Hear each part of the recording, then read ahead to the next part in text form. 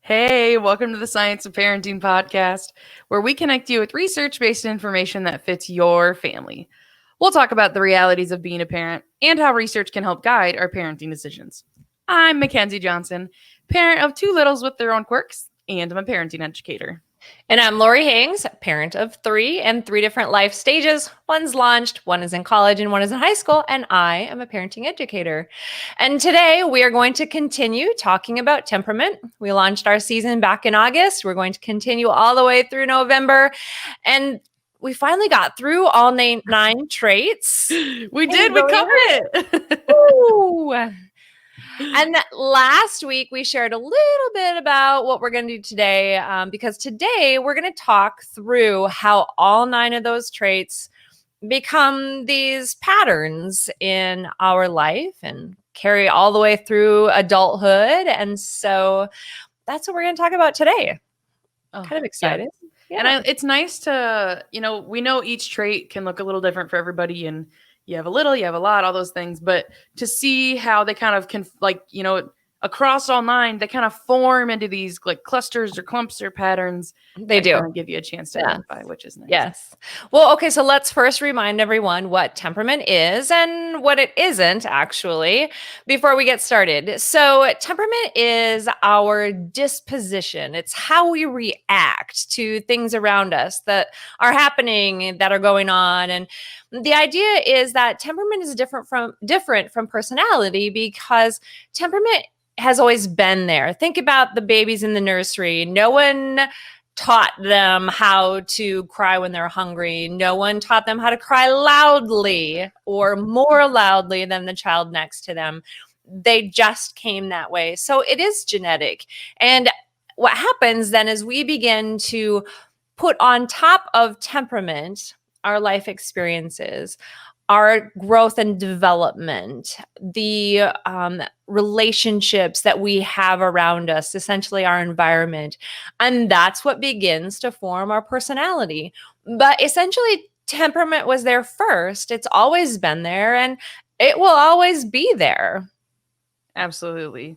And so we have been looking at the 9 traits that Thomas and Chess, right? They did this research that identified these kind of 9 traits.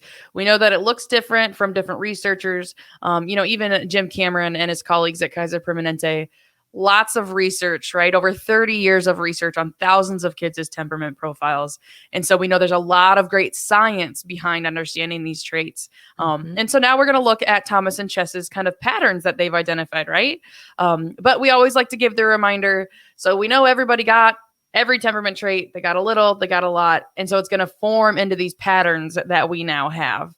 And if you want to go back and check out those episodes, of course you can do that. But we also have a blog post that has all of our temperament resources. So you can go take a profile. You can check out some of the links, some of the researchers that we've been able to interview. I have links there and things like that. So check that out on our website at scienceofparenting.org. And for today, we're going to talk a little bit more about these patterns, which you got a hint of last week, but you're going to get a little more. We did, yes. We couldn't not share the information from Rob right after we finished all 9 traits. And so we decided we were going to share that information first and come back to why and how that all came together. So we've talked about all 9 traits. We are going to look at now how these 9 traits fall into kind of these clusters. So remember we shared that we have this continuum of temperament traits. About 10 to 15% of individuals have traits that fall on either end of the extreme. And then in the middle, the rest, the majority is, kind of in that moderate level. Well, the same kind of percentages happen in terms of our 3 patterns or our 3 clusters. About 15 to 20% fall into that shy or fearful pattern, which is a little bit of what Rob described last week. Mm-hmm. And about 15 to 20% fall into this feisty or spirited pattern, which is yet to come next week with a super fun researcher. But this week, we are going to share about the pattern that ends up kind of being in the majority, that middle flexible pattern. And we wanted to dive deeply into this because we think it's really important that while, yes, this may be the majority, and maybe along the way, you've been saying to me, well, Lori, it depends. Well, Mackenzie, it depends. Well, guess what? That's because it's falling into this majority, this flexible pattern. So we do also want you to know that there might be different words utilized throughout the podcast. You've maybe heard or seen or read different words. So we're going to use the words fearful to describe the shy or inhibited pattern. We'll use the word feisty or spirited to describe the pattern that we hear and see and feel quite significantly. And then we'll use this flexible or moderate word to describe just that majority actually that kind of fall in the middle of easygoing. Absolutely. And so different researchers, right? If you really dig into it, different researchers call it different things. But Lori and I were talking about it. I'm like, okay, the words that I'll probably just say, right? The ones that just naturally come out of my mouth, I tend to say the fearful, though we did hear Rob mostly use the word shy, right? Mm-hmm. So I tend to use the words fearful, flexible, and then spirited, because why would I just stick to feisty, right? Why would I just follow the three that go together? But spirited is what I tend to say. But Excellent. So let me describe the shy, inhibited, or fearful child first. And this is the child that might refuse to try new things. They may be more cautious in general. You heard Rob describe a lot of characteristics and different types of temperament traits specifically last week. They might be clingy or even resist separation. With these shy or fearful children, trips out of the house can be difficult. They are slow to warm up to new experiences, new people, and new things. And honestly, for them, adapting to life can be exhausting. And remember, I said about 15 to 20% of us fall into this category. Mm-hmm. And I think of this tends to be kind of, when I think of fearful kids, I tend to think of just kind of a homebody, comfortable. But actually what really comes to mind across these three patterns, a family that I'm close to, they share this story about their kids. It's actually the first day of kindergarten for their child.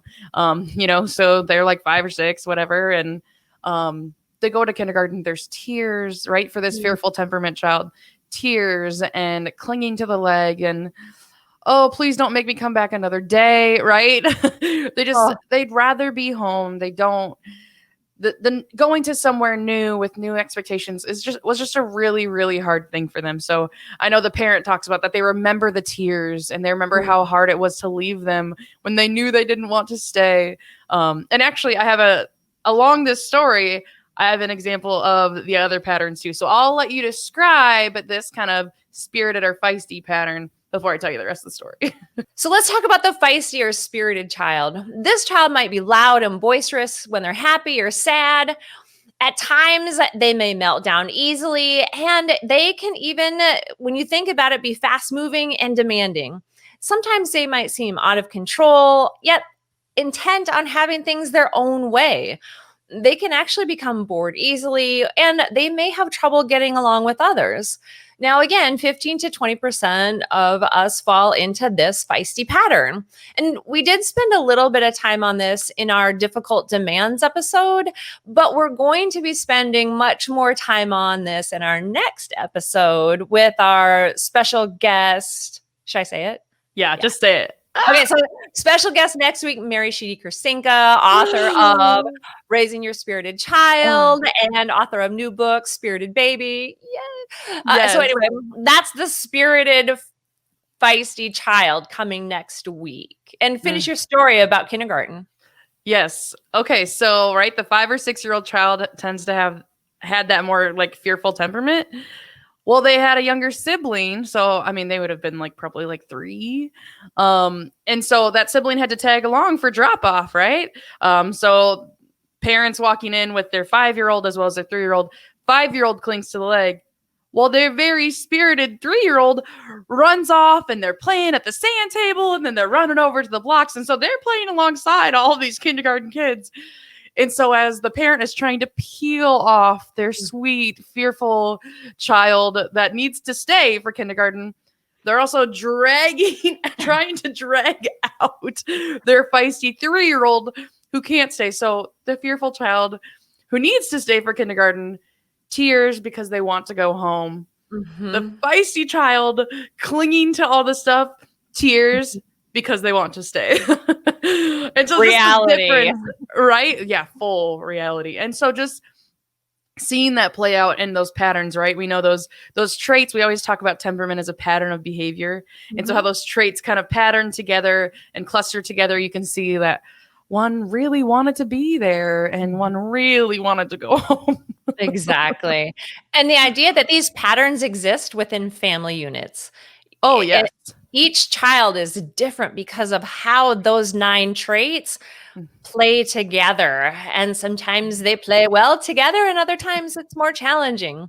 Yes. So And I this think it's nice to look at these patterns this way because even there's been times, I've said like you have more experience with temperament than I do. And so there's been times when you've helped me, like, I'm like, okay, I see this behavior. What trait is this? And it's Mhm. actually the pattern of how a couple traits fit together. So I think it's really nice to talk about these broader patterns too, Yes. instead of just individual traits. Exactly. And as we Mhm. look at the fact that there are these 2 opposite end of the spectrum patterns, Yes. what we also know is that there is this larger majority of temperament traits coming together that fall into this middle flexible pattern. Hmm. And when we look at that, it's more moderate, and it's essentially kind of this go with the flow pattern. They might be easily soothed as an infant. They might have, they're okay and fine with having things change now and then. They can probably fit well into a variety of social groups, and they might actually comply with requests. And essentially, they're just more agreeable. And that's the pattern that we're going to spend the rest of this episode on. But I'm curious, did this kindergarten story have any other children involved in it? So actually, this family has 3 children, right? They had the kindergartner at that time, who is the more fearful temperament. Their youngest child is a more feisty or spirited kid, and there's actually an older child. And to be honest, I don't know that I've heard a lot of stories about like there's not as much rigmarole or big Mhm. drama. So I don't know that the older flexible child necessarily had a lot of big stories and with stuff like that just because they are more easygoing, right? So Mhm. that family has a flexible, a fearful, and a feisty temperament. And I think that story of like the one who has to stay is the fearful one that wants to go Mhm. home, trying to drag out the one that's not supposed to be there, but they want to stay. And then there's another child that was off just kind of doing whatever Mhm. needs to be done, that more flexible. Just funny the differences that And they there's have. no story. And I think Yeah. that happens. Like, that Yes. legitimately happens with this flexible pattern, is that all of a sudden people go, "Oh, well, I guess I can't think of a wild and crazy story. Oh, Yeah. Yeah, oh, they're just like, "Oh, yeah, I don't they must have already been at school." Like, yeah. I don't Where remember, were like, they? where Maybe Yes. they were waiting in the car. You know? But these are some key considerations, because Mhm, as we look at that flexible pattern, they may be termed easy or, moderate, go with the flow. But honestly, there's going to be ups and downs, as with any stage of development. And while they generally eat and sleep and accept limits easily, there just may be times when they simply have had enough. And often this is that time when we really need to key in and think, well, okay, are they not feeling well? Or is there, are they anxious? Are they mhm. stressed? Is someone taking advantage of their flexibility? And so it really becomes important that we pay attention to and be watchful about their presence.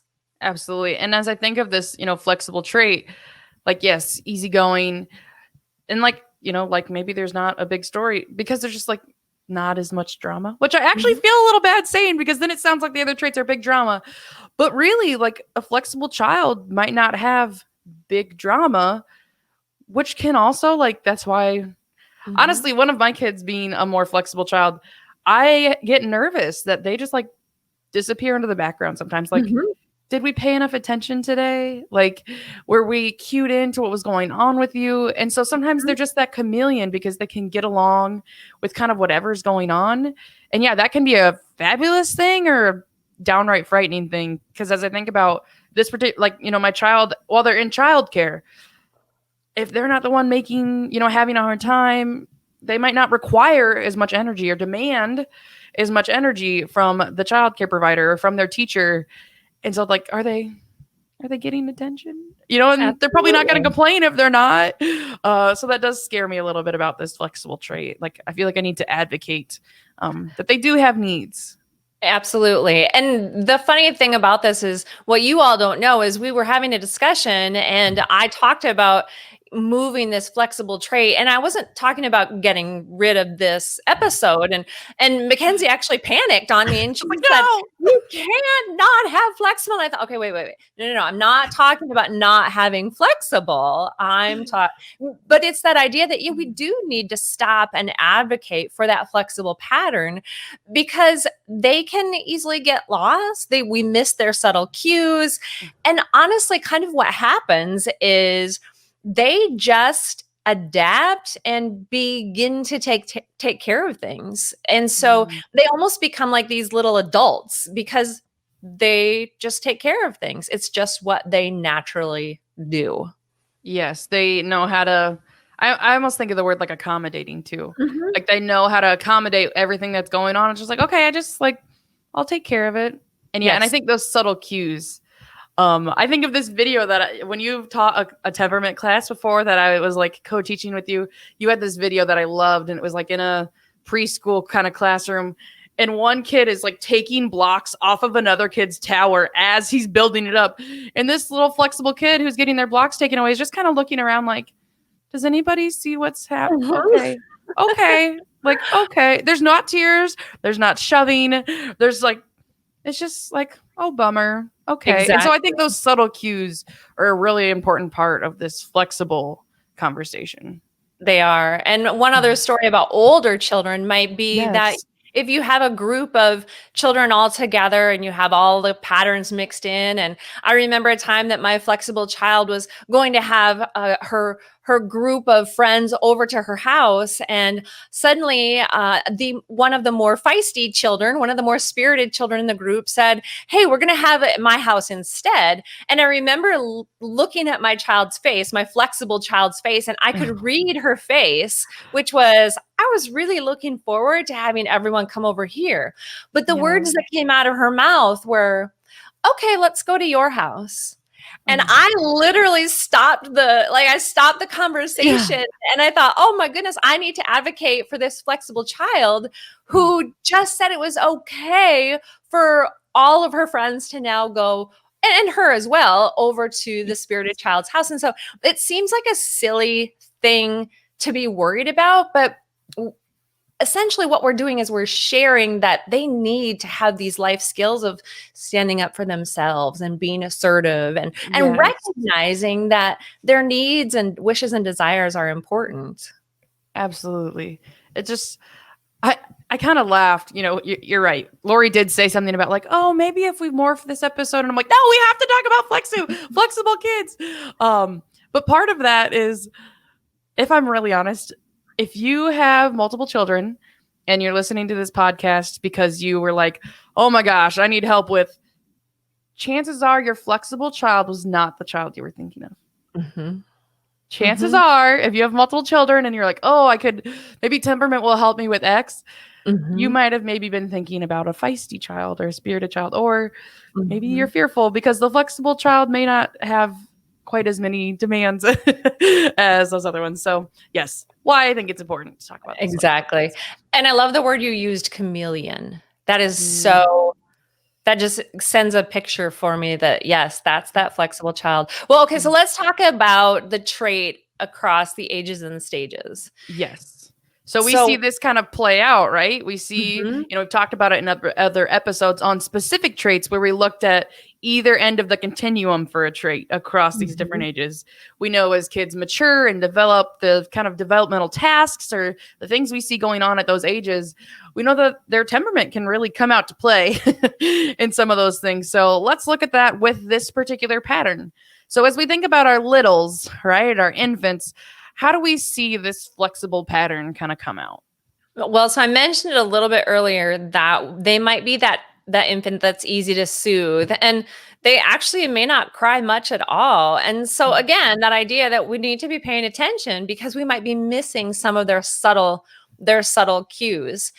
As a Yes. toddler, when we think about, them and becoming more independent, that's their development at that time is I want to be independent. Well, they actually might be that toddler that can be easily redirected from dangerous activities. And You're so, not supposed to be doing that. right, Oh, you look, just they can redirect. head on over there. They can. The preschool teacher might say, "Oh, wow, your child is really follows directions easily." And I think about when I was a preschool teacher, and I really once I learned about temperament, I had to think back to my preschool classroom, and I really spent some time remembering those flexible children because if I was to admit it, I would admit that in the heat of the moment, they were the children that I missed their subtle cues. They were the children whose Yes. parents would say, "How was their day?" And I would say, "Ooh, their day was good," because I literally couldn't think of what maybe because they were so flexible. They were the chameleon Yes. in the room. And oh, that hurts my heart sometimes when I think about that. The Mhm. school age child, again, same kind of thing. The teacher might say they're a pleasure to have in the classroom. They're working on skills like social development with their friends. They're working on mastery of skills. And so that flexible child is just going to figure it out. They're going to figure out that hard math problem on their own. They're going to solve problems because they're just flexible. Um, as we look at the preteens and the teenagers, again, that story that I shared of being accommodating to their friends. And so maybe moving freely in between social groups, being the teacher's helper. I mean, they might be willing to be the one who runs errand for the teachers. They're the kid probably that's coachable. And, coaches say, oh, I can really, count on them to make the change I'm asking them to change on the court. And Oh, so, yeah. it's hard to not go on and on about how easy it might be to have a child with this pattern. But at the same time, there's that part of my brain that's screaming, don't forget them, don't forget them, don't forget them.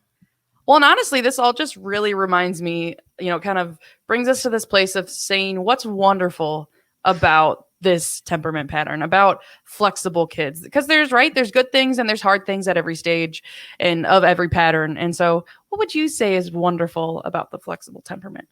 Well, I think that to me is obvious, and I think about myself because I definitely fall into this flexible pattern.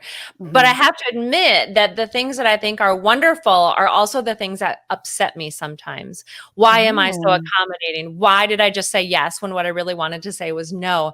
And so it is wonderful that as an infant or toddler, I was able to redirect my flexible child. As a preschooler, I was able to, smile politely at the teacher that said, "Oh, she gets along well with others." And as a teenager, I could smile politely when my friends were saying, "I cannot handle this teenager anymore." And I kept thinking, "Wow, oh, sorry about that. My chameleon is, wonderful." So it's hard for me to Mm. appreciate the wonderfulness because in the back of my mind, being a flexible person, I keep thinking, "Okay, but what about? Okay, but what Oh. about?" So You like I see the liabilities I side of it. 100% do. I 100% do. Yes. Yes. How about Oh. you? Yeah, I would say the flexible like the flexible child being easygoing. And I would say even, we talked about kids with difficult demands and we're going to hear more about the spirited temperament pattern next week. Mhm. I think I feel like a flexible child maybe has fewer demands. Not Mm, none, which that's exactly. the caution you're talking about. Not none, but maybe their natural temperament doesn't demand as much of us as a parent. Um, Yes. okay, and I think another thing we have to kind of, I know we're supposed to be talking about what's wonderful, but I feel Is like it a thing, hard? right? And Yes. it, I mean, which is funny because I feel like of all the things people would naturally say is wonderful, a flexible temperament is like, oh yeah, this is great. Wonderful. Um, Yes. but I do think that if we are a parent of flexible kids, sometimes it's easier for us to tiptoe into the judgment of other parents. Like, Mm. well, if they would just, right? I Mm. remember, like having friends with kids around my age. Well, so and so's house isn't very kid friendly, or, it's not really kid friendly, even though they have kids. Well, okay, but that person might have a flexible child who it's easy to redirect from this stuff that it's Absolutely. harder for your feisty child to keep their hands off of. And it's just a difference in your temperament. So that is one thing I'd like as parents, if we tend to have flexible kids, we might forget about that more than one way to raise great kids because every kid's different. So, Exactly. but that is a wonderful thing about flexible kids, right? That we might feel like being a parent's not as hard as maybe some of my other friends have talked about or my family Mhm. members have experienced. I'm having an easier time, which is like, that's a great thing. We want you to find that joy, Mhm. and to do that without also judging other people.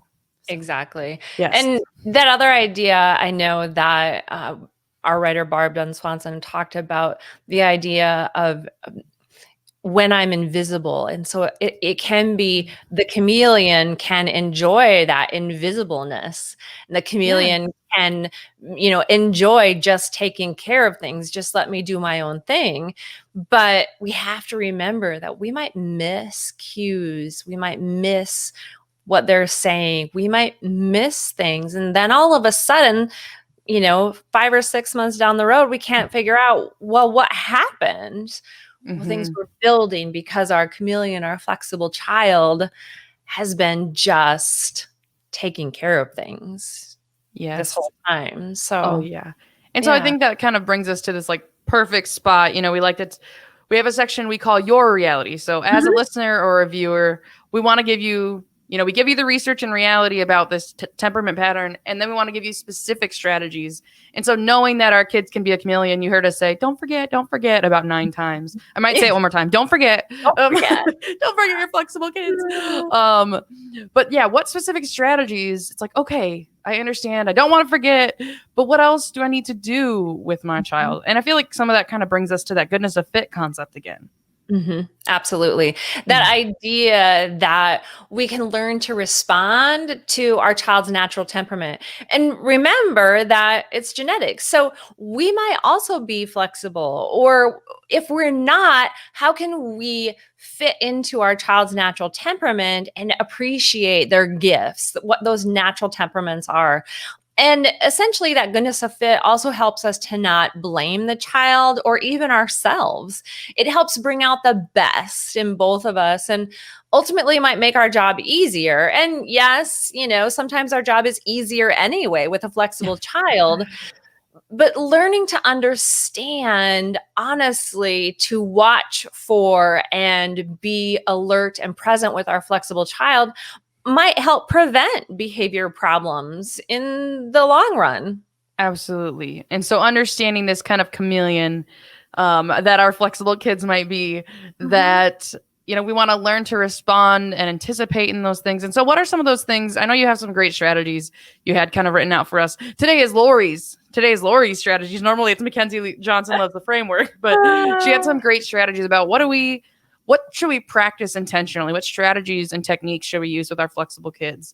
Because we know they might be chameleons. And I think if there is, of these 4 strategies, if there was one thing to sum it up, it would be words, like sharing words.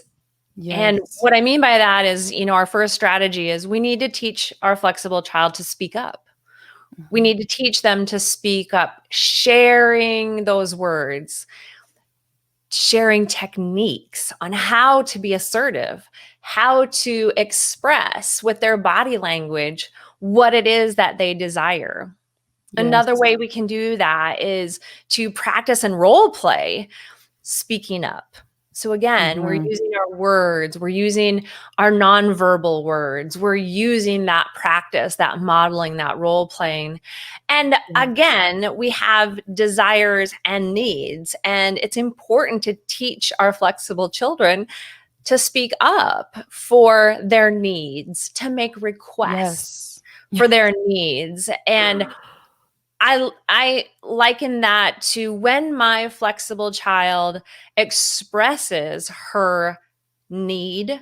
I I do take that seriously because I think now she's finally speaking up. How many moments prior to this did she just let something happen or just take care of it herself? But right now she's speaking up. So heads up, mom, pay attention because she really means it. She really Yes. has this need. Yes. So yeah, teaching your child to speak up, sharing techniques on how to be assertive, practicing and role playing, speaking up, and practicing and playing, making requests. I Yes. definitely tell my children it is okay to say, I would really Yes. like this to happen. It's okay to say, I'm actually kind of mad about this. It's okay to say, I need this from you right now. Absolutely. And I even Always. think of situations with like older kids, like your teens or your preteens, Mhm. maybe that it can be difficult to like go talk to a teacher about a Yeah. grade or, Mhm. so I think of situations where that'd be a great example where you can role play like, okay, what if I'm your teacher, what might you say to tell them I think this grade was unfair or I don't understand why I lost points for this or and so that we can role play that or give them some language of where to start like you Yeah. said I want or I need or I'm feeling and give Yeah. them some of those phrases so they know where to start so it's not okay. I even think of like when you're like over at somebody's house, well I guess Mhm. pre-pandemic over at somebody's house Yes. and like I'm so thirsty. I Mm. really could use. I'm so thirsty. I would like. I need Mhm. a drink of water, and like it's good, and it's Mhm. perfectly polite to ask for a drink. But for that flexible kid, they might want to be accommodating, and they want to be no Mhm. drama. So yes, giving them words to help them speak up, so they can be assertive. They can say their needs. We can practice role playing with them, and Mhm. even they can express not just needs but desires too. Like I wanted all of my friends to come over to my house. Like I wanted everyone to come over to our house today. Like that's a Yes. hard thing to say when you don't want there to be conflict. It is, and especially if you're a child who has rarely spoken up or spoken Yes. out or spoken against, when you do that, people might be taken aback. They might be Yes. rendered speechless for a moment. The teacher might think, "Wow, I need to pay attention because she really has not ever questioned her grade before. She might Yes. have something here." Hmm. So it is important to teach that flexible child to speak up. Yes, Speak up. absolutely. So speaking up, Speaking up. now we're probably ready to bring our producer Mackenzie DeYoung in for what we call our stop, breathe, talk space. As you remember, if you've listened to previous episodes, this is one of our favorite techniques in parenting to stop, take a breath, and get our bodies re-regulated, and then talk. So we're gonna let Ken's bring us a question here, and I hope it's not a stumper because we don't know what she's gonna ask. Speaking of speaking up, I have no problem speaking up. Yeah. Pens can say she can do it. Bringing in our spirited producer. Yeah, um, yeah. So my question is on kind of the opposite side of what you've been talking about. So you talk about how do we help those flexible kiddos speak up for themselves, or how do we help them, and how do we not forget them? Um, as the spirited person, my question is more along the lines of how do I, or how does a kid like me um help to not do that as well? So how do Mm, I not step on their toes? Like, how do you help? I guess it's how do you help those kids learn to not, well, obviously don't steal blocks, but yeah. Yeah. respect that not everyone is going to be as loud as you are, or as Mm, voiced as you are. So can you give advice to the parents of those feisty kids or those spirited kids to help build up those more flexible, quiet Understand. kids? Sure. I love So that question. I think so I'm hearing you ask, how can we help the feisty children understand the flexible child? Yes. Okay, so this is kind of one of those things where I have said to my children in different places and times, because I have one that's more fearful and two that are more flexible, right? So not necessarily the feisty child, but having to help a child understand a different pattern. Absolutely. Mhm. So I've said things like, you know how you just said that? This is what I heard. Or when you say this, or when your hands do this, or when your body language does this, when your shoulders do this, this is how someone else, I might use the child's name. This is how someone else understands, or this is what they think you're saying. Mhm. And again, so what is it? What's my strategy? Words. Yes. And I think that because I've spent so many years as a flexible person not using my words, suddenly realizing that words and teaching children how to utilize words is so important to me. Mm. And so that same concept of, if you're a feisty child, let me teach you how your words sound to a child who is flexible. If you're a fearful child, let me teach you how your actions look to a flexible child. Is that even helpful? Yeah. I feel like that makes sense. Yeah, and it kind of sparks this other idea, not to answer my own question, but to understand that, like, that understanding of other people communicate in ways that aren't words. So, Okay, that's Mackenzie and I was gonna say that. about it. Okay, I'll stop then and you go. Well, it's actually kind of funny because you thought use words and I thought help kids understand some nonverbals. Right. So I even think about right now my kids, the age they're at. My more flexible child is the younger one, kind of in that toddler stage, and my older child. So sometimes my older child even just like wants to give a very affectionate hug, which is, if I'm really honest, sometimes a tackle. Like, and so helping my older child hear and recognize and see, okay, when he pushes with his hands, he might be saying no thank you. When he is, he's not super verbal yet, so when he is screeching, maybe is the word. That's maybe a too dramatic word for it, but just like making a noise that's showing he doesn't like it. And so I think of helping your child, and even I think of just pointing it out. Like, I noticed that you're crossing your arms when we're talking about. Could you be feeling like you don't like that idea? Yes. And so noticing and kind of parroting that, like saying to the child, I noticed this nonverbal. Or did you notice that your friend was walking away when you tried to do this? And so helping them find that kind of subtle and the nonverbal. And helping explain the impact of their actions instead of just don't take blocks. When you take blocks from your friend's tower, they can't build their tower, right? And so explaining the implication of those behaviors, I think. So then I guess that is using words. So back to using words. That idea that just because you express it this way, like loudly, they might express it very quietly, but they're still feeling the same feelings. Yes.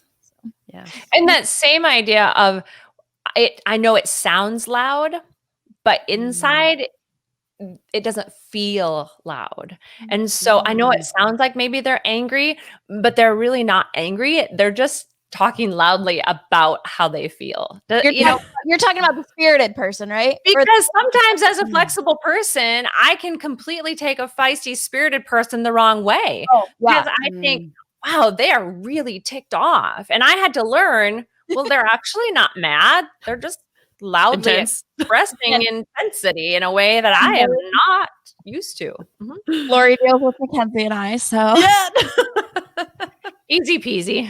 Was there yelling that happened before this recording? No, wasn't me. There was just frustration coming out, and Lori would have been like, "It's all right. It's okay. We're okay." And that just shows that every temperament has really great things about it that we need. Like, we need these mixes and mashes and of all of these people on our teams and our family. Right. And understanding, I just think about some of the rich conversations and rich learning that we've all had as we've been going through this season, thinking, I understand now why this happens this way. I understand now why she said it this way. I understand now how we should move this forward. So this is just fun. Yeah, I cannot even say the number of times I've been like, okay, wait.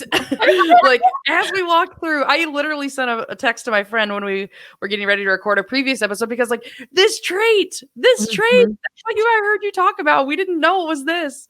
And there's been so many ahas through this season. Yeah, if y'all think you've learned a lot as we talked about temperament, we have learned just as much about ourselves, about the people around us, about temperament in general. It's been phenomenal, just as a learning experience for not only you, but for us too. Yes, it's been a good one. So thank you, Mackenzie, for joining us. Yes. I'll say we'll catch you on another episode. Today we were able to we covered a little bit more of what each of these patterns, some people call them clusters, what each of these patterns are of this fearful, flexible, and spirited or feisty. We looked at this flexible temperament trait as kind of accommodating. You're more easygoing. You're very little drama kind of kid. We see it play out. Basically, they're agreeable, right? Across the different ages, and that they might be our chameleons that we need to watch out for. Excellent. Absolutely. So thanks for joining us on today's podcast. Remember to subscribe to our weekly audio podcast on Apple or Spotify or your favorite app. And make sure you watch us on video on Facebook each week, or you can join us periodically as we take your comments live. We will be going live at the end of our temperament season. So feel free to send us your questions at parenting@iastate.edu. Yes, please come along with us as we tackle the ups and downs, the ins and outs, and the research and reality all around the science of parenting.